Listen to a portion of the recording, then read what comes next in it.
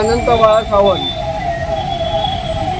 Thane auto rickshaw चालक मालक कृती समिती नियोजित अध्यक्ष ठाणे शहर, तसेच रणरागिणी महिला रिक्षा चालक मालक संघटना रजिस्टर ठाणे यांच्यातर्फे आम्ही एक दिवसीय धरणे आंदोलन विलंब शुल्क 50 रुपये शासनाने आकारू नये या मागणीकरिता, तसेच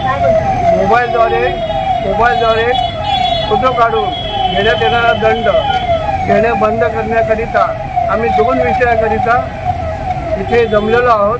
भर पावसामध्ये हे आंदोलन आम्ही घेतलेलं आहे। त्या आंदोलनाची रूपरेषा अशी आहे की प्रति दिवस 50 रुपये शुल्क, जर 6 महिने रिक्षाचालकांची पासिंग नाही केली तर 9,000 रुपये भूदंड रिक्षाचालकाला कडून घेतला जातो।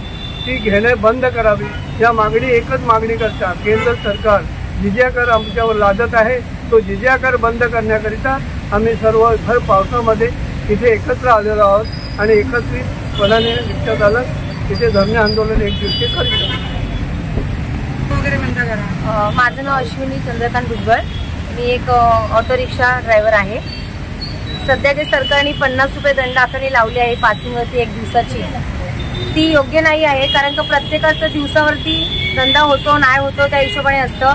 23 रुपये जर एका पर पर्सन मागे आपल्याला म्हणतात एका किलोमीटर मागे, तर दिवसाचा 50 रुपये लावला तर त्याच्यात ते 50 रुपये डेलीचे भरणार, तर घरामध्ये देणार किती, शिफ्ट देणार किती, घर चालवणार कसं? तर सरकारने त्याचा थोडासा विचार करावा, एवढीच माझी त्यांच्याकडे विनंती आहे।